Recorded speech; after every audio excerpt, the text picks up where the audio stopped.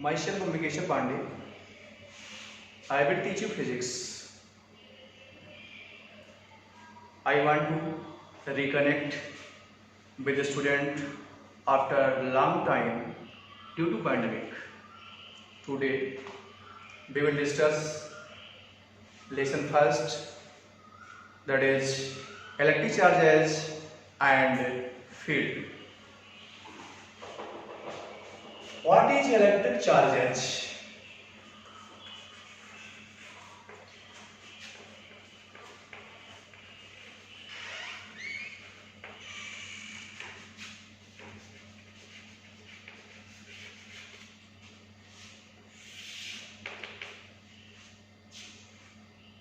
Electric charge को define करने के लिए मुझे कुछ एग्जांपल लेना, जैसे ebonite, glass rod, cat skin and many other example are available. First of all, we will take two examples. First, silk and glass rod.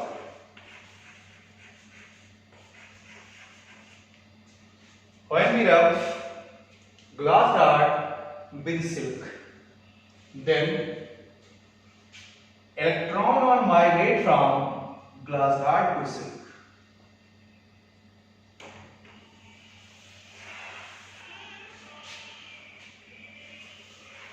The positive charge appear on glass rod and negative charge appear on silk.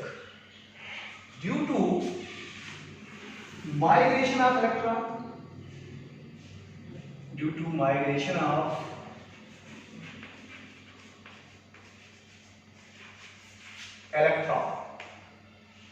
is called electric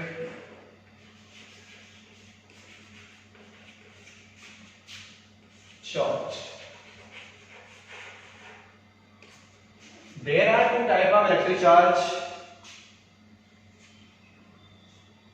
First is positive and second is negative.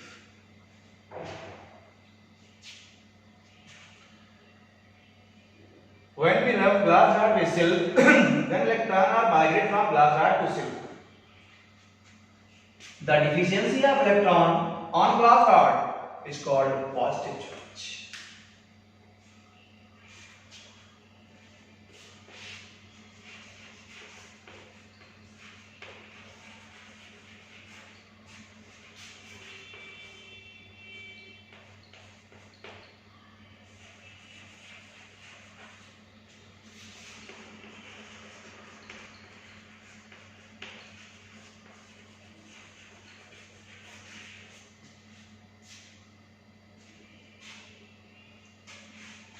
And excess of electron is called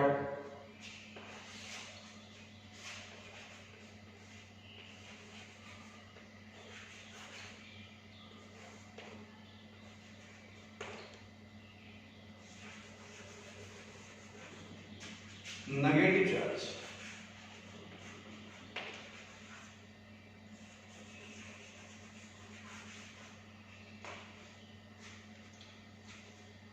Then now we again discuss migration of electron is called electric charge. There are two types of electric charges. First is positive, second is negative. Deficiency of electron is called positive charge. Excess of electron is called negative charge. Next heading, electron theory of electrification.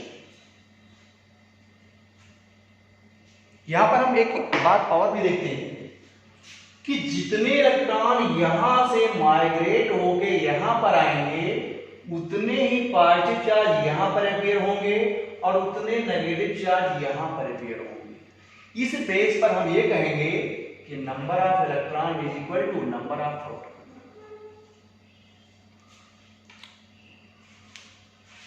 Next study, electron theory of electrification.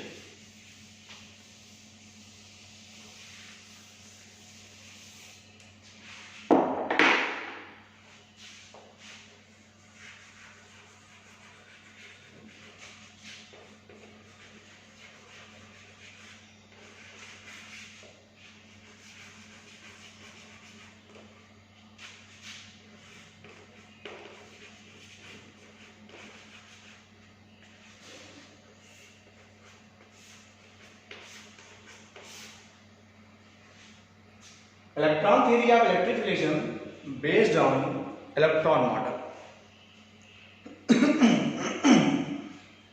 According to this model, substance is made of central portion.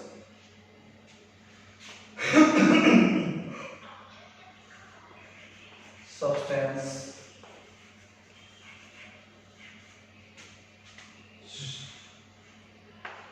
ये made up होते हैं central portion से।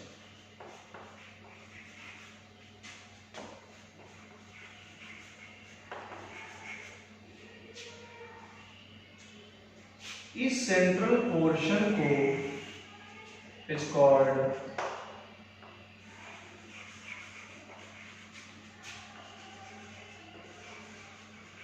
Nucleus. इस central portion को nucleus कहते हैं। इस central portion के इनसाइड में दो चार्ज अवेलेबल होते हैं या दो चार्ज पार्टिकल अवेलेबल होते हैं। फर्स्ट को प्रोटॉन कहते हैं एंड सेकेंड को न्यूट्रॉन कहते हैं। मतलब इसके अंदर प्रोटॉन और न्यूट्रॉन अवेलेबल होते हैं। The third charge particle around these central portion, these third charge particle is called electron। मतलब जो चार्ज पार्टिकल इस सेंट्रल पोर्शन के अराउंड रिवॉल्व करता है उसको हम इलेक्ट्रॉन कहते हैं। तो इस यहां पर हम ये कह सकते हैं कि जो सब्सटेंस होते हैं वो इलेक्ट्रॉन, प्रोटॉन और न्यूट्रॉन से मिलकर बने होते हैं।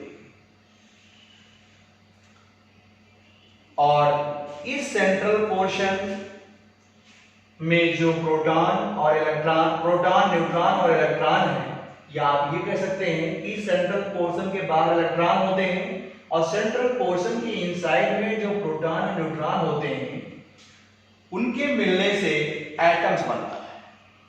तो ओवरऑल कि these central portion is consist of electron, proton and neutron. इससे पहले भी हम लोगों ने इलेक्ट्रिक चार्ज के बारे में पढ़ा था।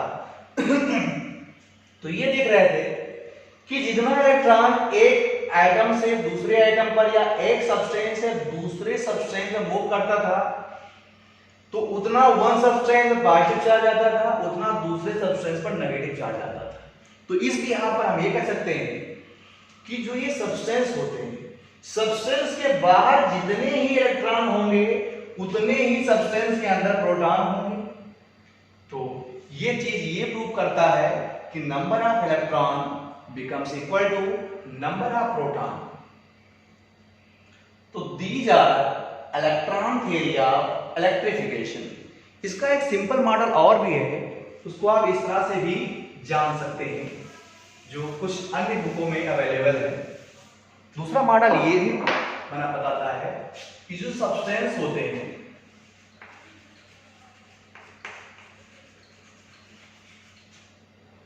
वो मेड अप होते हैं एटम से, और जो एटम होते हैं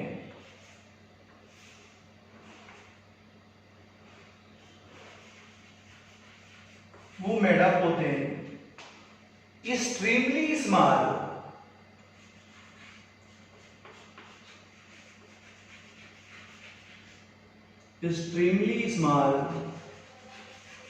central portion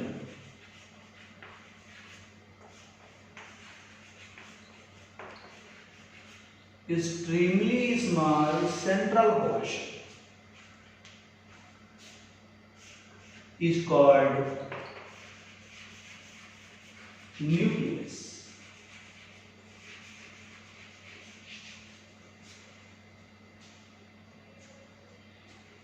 इस न्यूक्लियस के इनसाइड में दो चार्ज पार्टिकल होते हैं। फर्स्ट पर चार्ज पॉजिटिव होता है जिसको हम प्रोटॉन कहते हैं, दूसरा चार्जलेस होता है उसको हम न्यूट्रॉन कहते हैं। मतलब इसके इनसाइड में प्रोटॉन और न्यूट्रॉन अवेलेबल है। एक थर्ड चार्ज पार्टिकल होता है जो इस सेंट्रल पोर्शन के अराउंड रिवॉल्व करता है, उसको हम इलेक्ट्रॉन कहते हैं। और हम ये जानते हैं कि जितने नंबर ऑफ इलेक्ट्रॉन इसके आउटसाइड में होंगे उतने ही नंबर ऑफ इलेक्ट्रॉन इनसाइड में। जैसे जब हम किसी दो सब्सटेंस को रब करते हैं तो जितने इलेक्ट्रॉन इसके आउटसाइड में होते हैं, जितने इलेक्ट्रॉन या जितने पॉजिटिव चार्ज एक सब्सटेंस पर होता है उतना ही नेगेटिव चार्ज दूसरे सब्सटेंस पर होता है। इससे पहले हम एग्जांपल सिल्क और ग्लास रॉड का देख चुके हैं। जब उनको रब करते थे तो ग्लास रॉड पर जितना पॉजिटिव आता था सिल्क पर उतना ही माइनस आता था। तो पॉजिटिव मतलब प्रोटॉन और माइनस मतलब इलेक्ट्रॉन, मतलब number of electron becomes equal to number of proton. Next heading हमारा है क्वांटाइजेशन ऑफ इलेक्ट्रिक चार्जेस।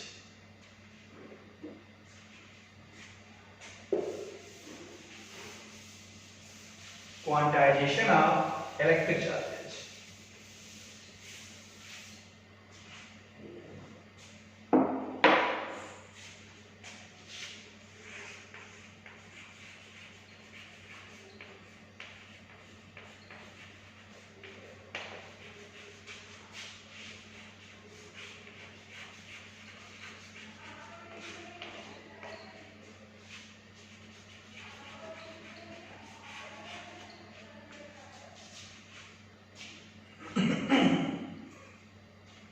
इसमें एक साइंटिस्ट मिलकर थे जिन्होंने बहुत एक्सपेरिमेंट किए थे।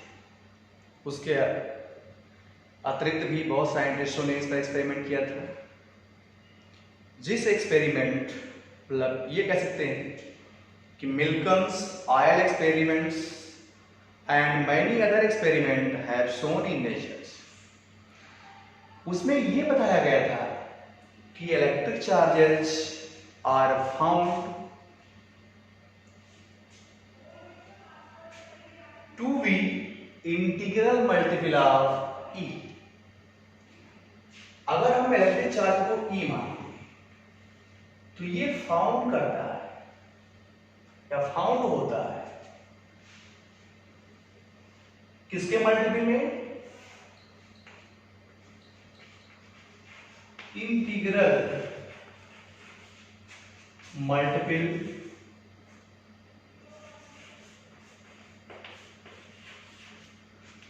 अब इंटीग्रल मल्टीपल का हमारा यह नाम। इंटीग्रल मल्टीपल होता क्या है? एक कंप्लीट नंबर। कंप्लीट नंबर में plus minus 1 plus minus 2 plus minus 3 and so on. मतलब जो n की वैल्यू लेंगे हम plus minus 1 plus minus 2 plus minus 3 and so. तो ये इंटीग्रल मल्टीपल होता है। फिर ये कहा जाएगा कि charge no charge can found in fraction of, मतलब ये हम कह सकते हैं कि कोई भी चार्ज आपको इस तरह नहीं मिलेगा 1/2e 3/2e 4/5e। क्यों नहीं मिलेगा?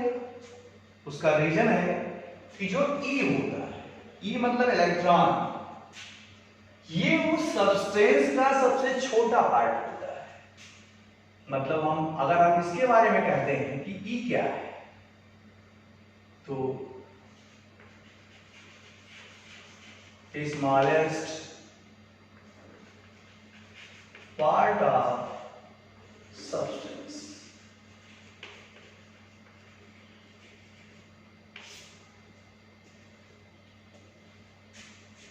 मतलब इलेक्ट्रॉन उस सब्सटेंस का सबसे छोटे से छोटा पार्ट है, इससे छोटा पार्ट हो नहीं सकता है। इस बेस पर हम ये कहेंगे कि जब भी इलेक्ट्रॉन माइग्रेट करेगा तो चाहे 1 करेगा या 2 करेगा या 10 करेगा, 100 करेगा, 1000 करेगा, लेकिन ये कंप्लीट नंबर में करेगा, फ्रैक्शन में नहीं करेगा। तो दिस इज ये क्वांटाइजेशन ऑफ इलेक्ट्रिक चार्ज। इन्होंने इस एक्सपेरिमेंट को या इस मॉडल को मिल्टन ने अपने आयर ड्राफ्ट एक्सपेरिमेंट में प्रूव किया था कि जितने भी चार्ज होंगे वो इंटीग्रल मल्टीपल ऑफ ई होंगे। अब ई क्या है? स्मॉलेस्ट पार्ट ऑफ सब्सटेंस, उस सब्सटेंस का सबसे छोटे से छोटा पार्ट, इससे छोटा पार्ट और कंसीडर नहीं कर सकते, क्योंकि जो इस पर चार्ज होता है 1.6 वो भी नेगेटिव में 10 के पावर -19, मतलब value of e is equal to -1.6 into 10 के पावर -9, मतलब ये सबसे छोटा हिस्सा होता है, स्मॉलेस्ट हिस्सा होता है, और भी नेगेटिव में दिखा रहा है। Next heading, conservation of electric charge.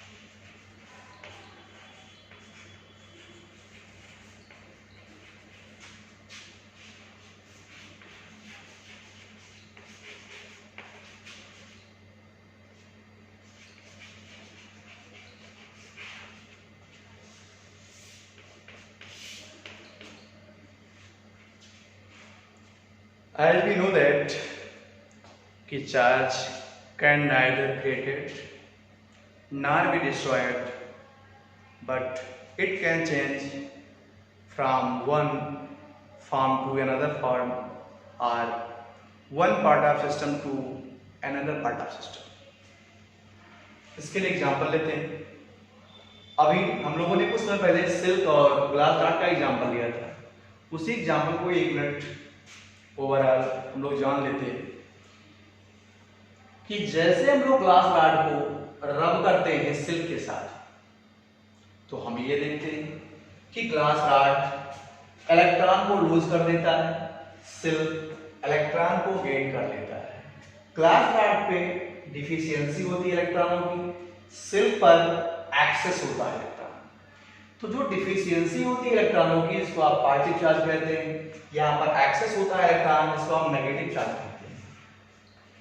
ये सिल्क है और ये ग्लास रॉड है।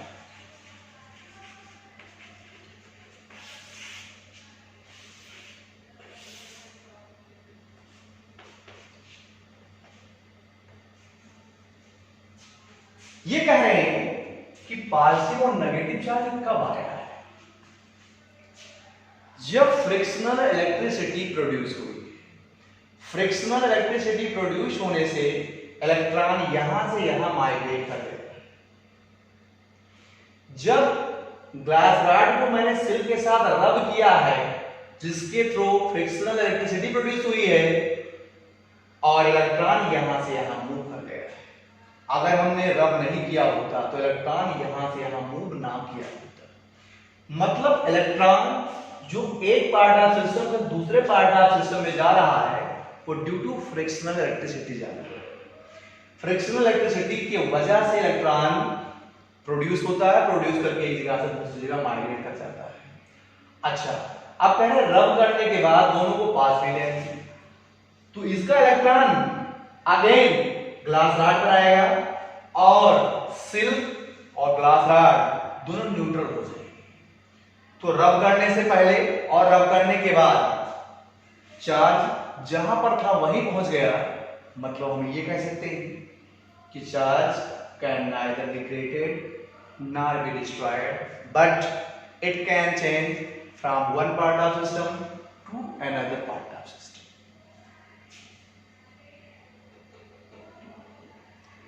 नेक्स्ट में यही बताया गया है कि तब एक सिल्क का इलेक्ट्रॉन जो होगा यहां पहुंच जाएगा। मतलब जो ये माइनस चार्ज रहा फिर यहां पहुंच गया, तो प्लस माइनस होकर यहां न्यूट्रल हो जाएंगे। जो प्लस माइनस न्यूट्रल हो जाएंगे, मतलब कोई चार्ज नहीं होगा, तो एक सब्सटेंस बन जाएगा।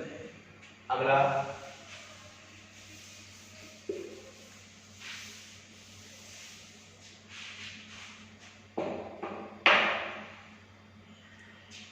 Coulomb's law.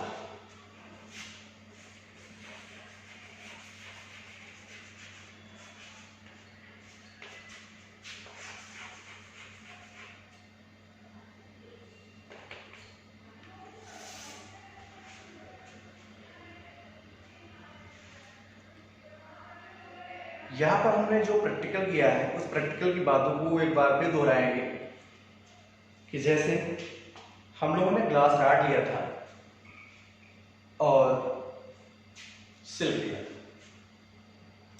अगर हम उसको 2 पेयर्स में देखें, 2 पेयर्स को 2 अलग अलग लोग रब करना शुरू करेंगे, मीन्स सिल्क यहां भी ले लें और एक सिल्क यहां भी ले लें, ग्लास रॉड यहां भी ले लें और ग्लास रॉड यहां भी ले लें।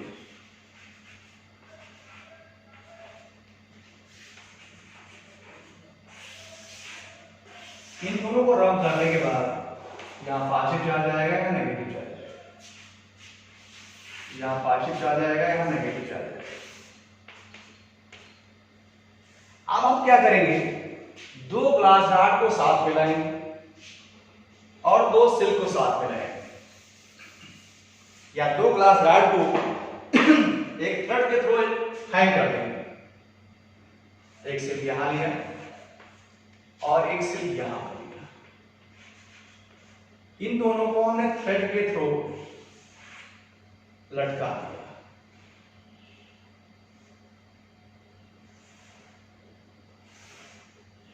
तो हम ये देख रहे हैं कि ये दोनों एक दूसरे को रिपेल करेंगे सेम ग्लास रॉड में।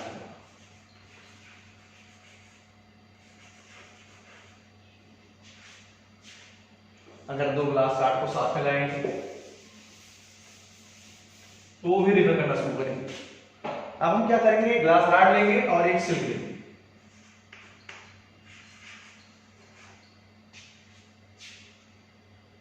अब यहां तो देख रहे थे कि दोनों अपोज कर रहे थे, तो अपोजिशन में आप साइन ऐसे दिखाएंगे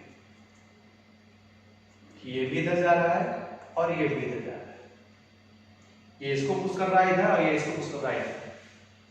इसमें क्या होगा, ये ऐसे लगेंगे और ये ऐसे लगेंगे, ये दोनों एक दूसरे को अट्रैक्ट कर रहे हैं, एक दूसरे के पास खींच रहे हैं।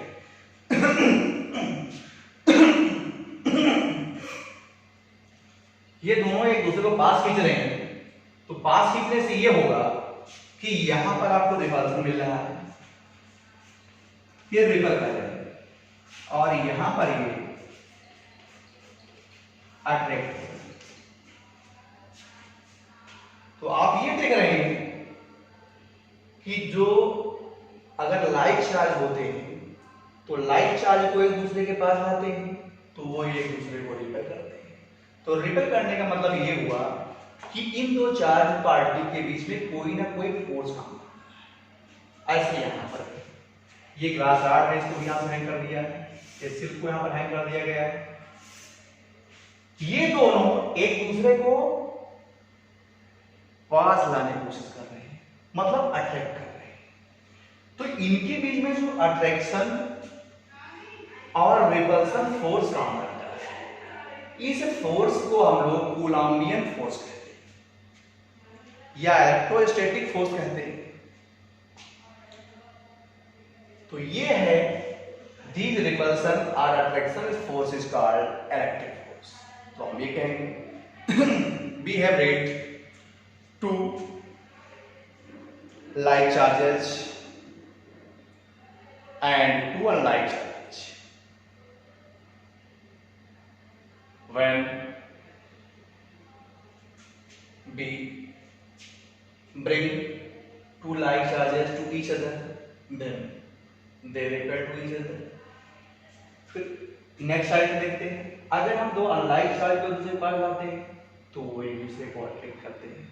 तो इस फोर्स को हम लोग इलेक्ट्रिक फोर्स कहेंगे।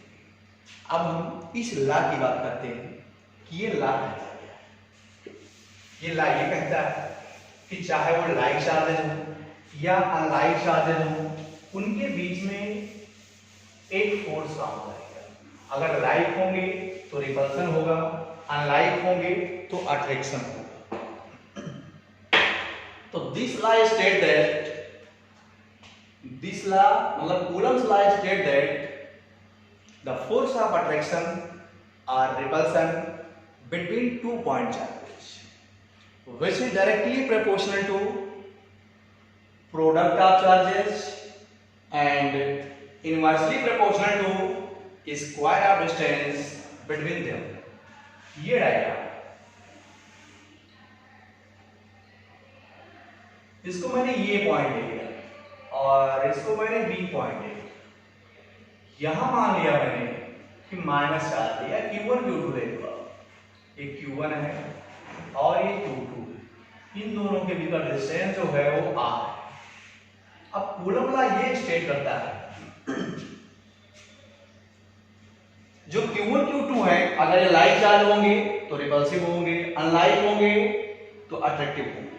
तो कहेंगे द फोर्स ऑफ अट्रैक्शन और रिपल्सन, फोर्स ऑफ अट्रैक्शन और रिपल्सन इसलिए कहा गया कि ये इसके नेचर पर डिपेंड करेगा कि लाइक होंगे तो रिपल्सिव, अनलाइक होंगे तो attractive.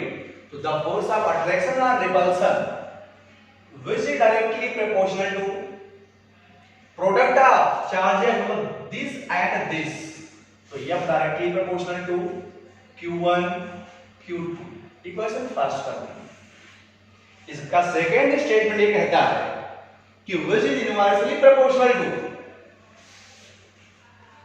which is inversely proportional to square of distance मतलब r का स्क्वायर कर दीजिए between them। अब इन दो बातों को मिला दीजिए। From equation first and second, F directly proportional to Q1 Q2 upon R square। Proportional को हटाएंगे तो ये कांस्टेंट आएगा जिसकी वैल्यू होती है 1/4 pi epsilon naught Q1 Q2 upon R square. इसको क्वेश्चन थर्ड,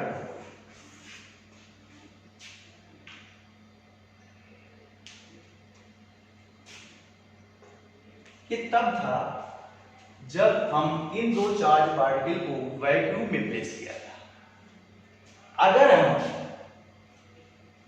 इसी चार्ज पार्टिकल को किसी मीडियम में प्लेस कर दें तो यहां पर कुछ चेंजेस आ जाएगा। Where 1/4 pi epsilon not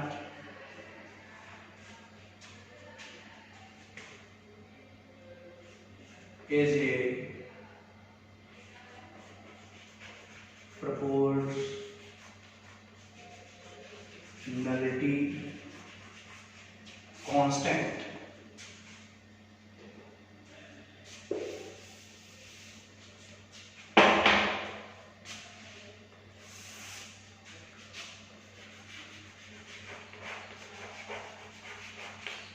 and value of x is 9.0 into 10 के पावर 9 न्यूटन मीटर स्क्वायर पर coulomb square.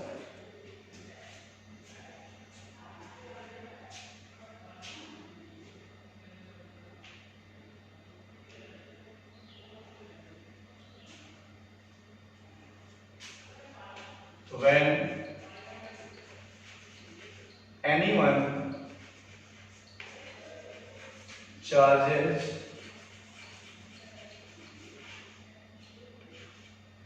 placed in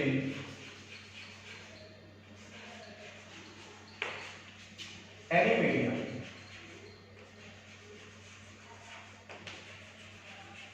then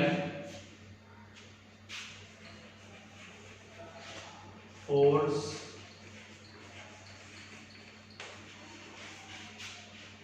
acting on it F equals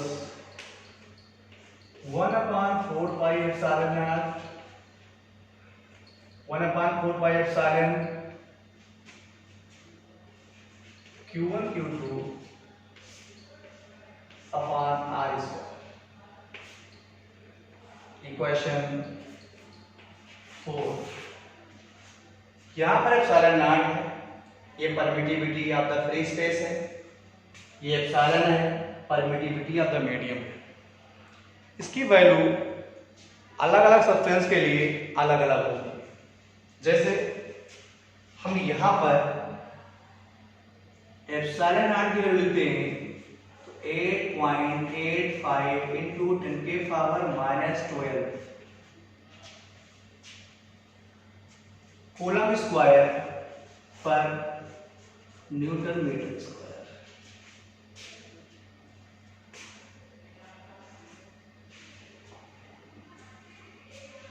अब equation from equation 3rd and 4th से ये देखना है आपको कि अगर हम इक्वेशन 3rd में 4th से डिवीजन करें, डिवाइडिंग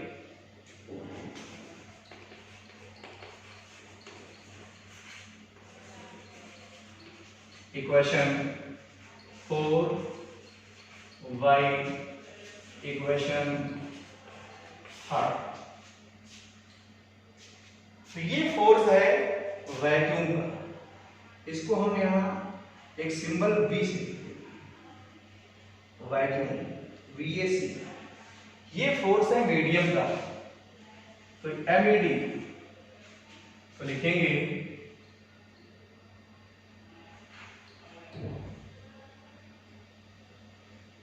हम इक्वेशन 4 को डिवाइड कर रहे हैं equation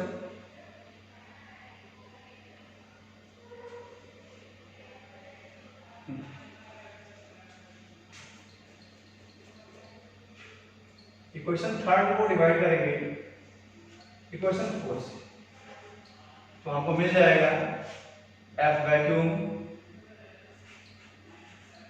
upon F medium is equal to F vacuum की value 1/4πε Q1 Q2 upon R square 1/4πε0 Q1 Q2 upon R square. ये पूरा टर्म इससे कैंसिल हो जाएगा, 4 पाई से कैंसिल हो जाएगा, ये चीज ऊपर पहुंच जाएगा, मतलब F vacuum upon F medium is equal to epsilon upon epsilon, तो इसको लिखेंगे हम F medium upon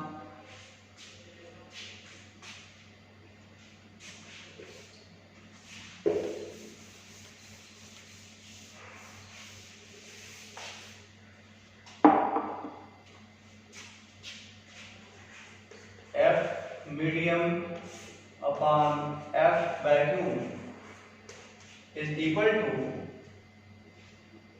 epsilon upon epsilon.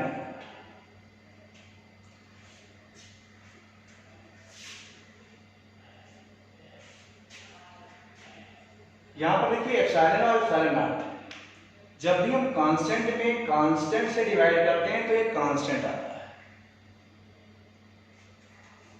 इस कांस्टेंट को हमने K लिखा। K क्या है? Dielectric constant. अब डाइलेक्ट्रिक कांस्टेंट की अगर डेफिनेशन की बात करेंगे कि डाइलेक्ट्रिक कांस्टेंट होता क्या है, तो it is the ratio of force of attraction और repulsion in any medium to force of attraction और repulsion in vacuum is called dielectric constant, is called dielectric constant. Then epsilon equal लिखेंगे हम K epsilon not.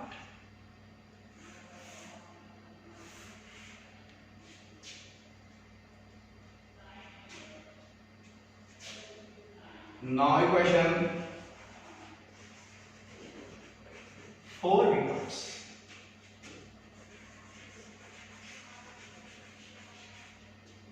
Equation 4 बन जाएगा। क्या बनेगा वो देखिए, ये बन जाएगा इक्वेशन 4। एफ मीडियम की जो वैल्यू आ जाएगी 1/4 पाई के epsilon naught Q1 Q2 upon r square.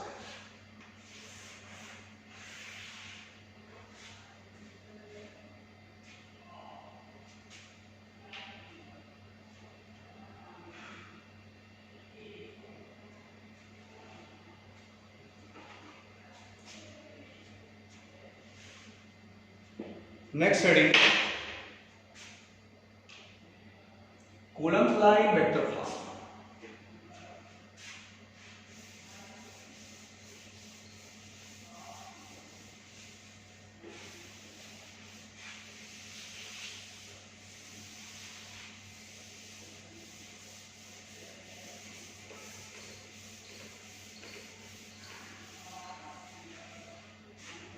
Coulomb's law in vector form.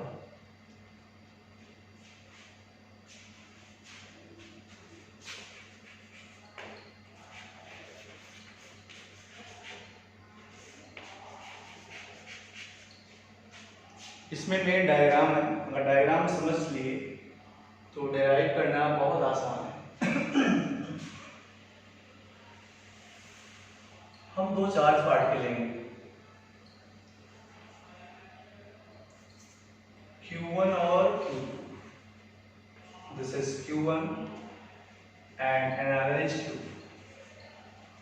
ये दो Q1 Q2 चार्ज पार्टिकल हैं। अब हम ये देखते हैं कि अलग अलग चार्ज पार्टिकल हैं तो उनके अलग अलग फोर्स होंगे। इसको मैंने F1 कह दिया,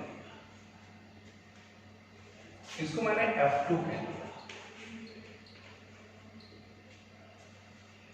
इन दोनों के बीच का डिस्टेंस मैंने R ले लिया।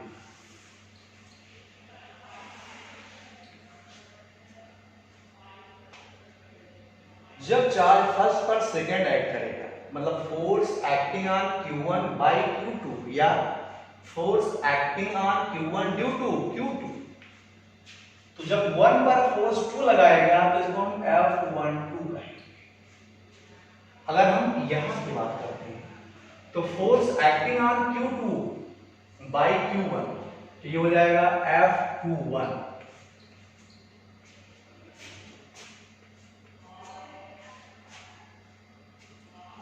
अब जब फोर्स लगाएगा तो इसके डायरेक्शन में कुछ चेंजेस आएंगे, उस चेंजेस की बात करते हैं।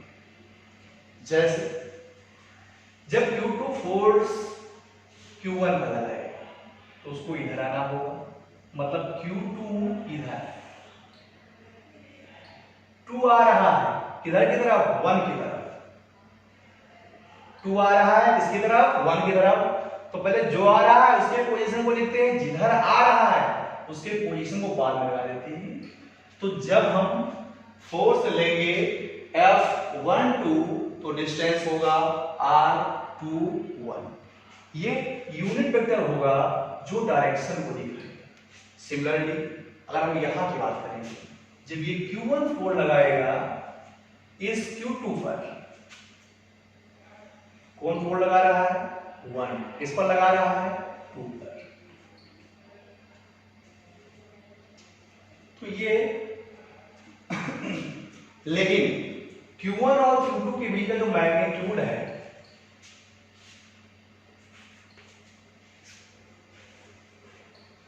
वो आ रही है। अब हम फोर्स की बात करेंगे। फोर्स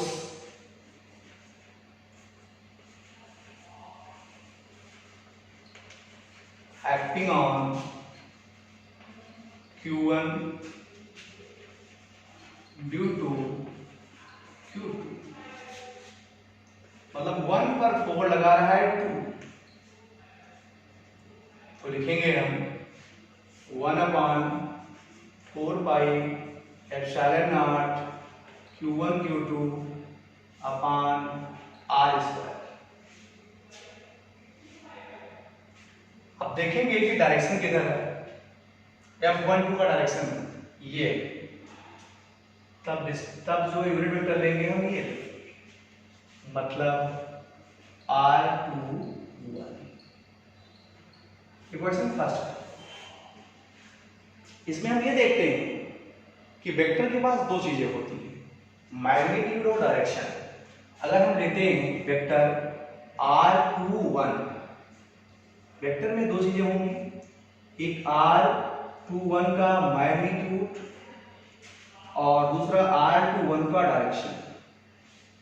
तो हम ये देख रहे हैं कि चाहे R12 हो या R21 हो, दोनों का मैग्नीट्यूड ही R ही है, तो यहां पर R आ जाएगा। तो लिखेंगे R इंटू R21। अब जो मुझे निकालना है वो ये R21 निकालना है, तो R21 वेक्टर अपान में R बराबर R21 का unit vector.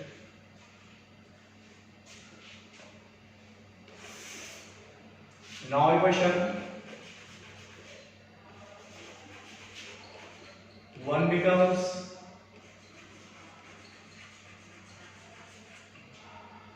F12 equals to 1 upon 4 pi epsilon naught Q1 Q2 upon R square R21 upon R, 1 upon 4 pi epsilon naught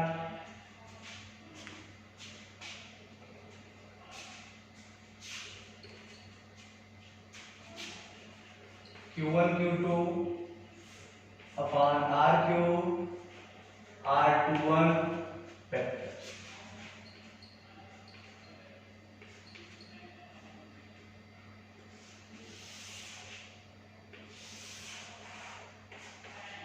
Similarly,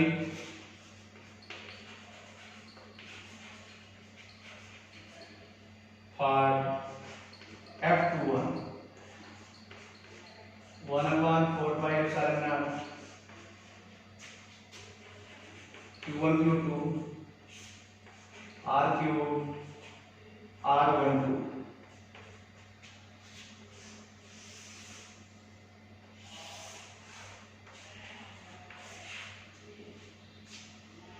From equation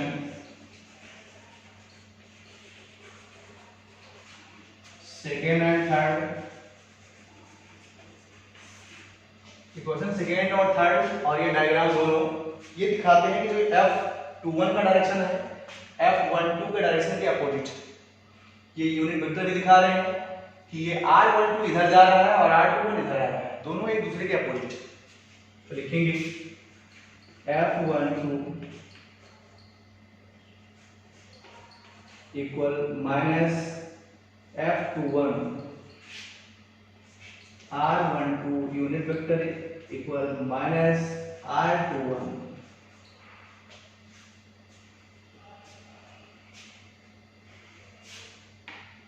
चलिए एंड, बाकी नेक्स्ट चैप्टर में मिलते हैं।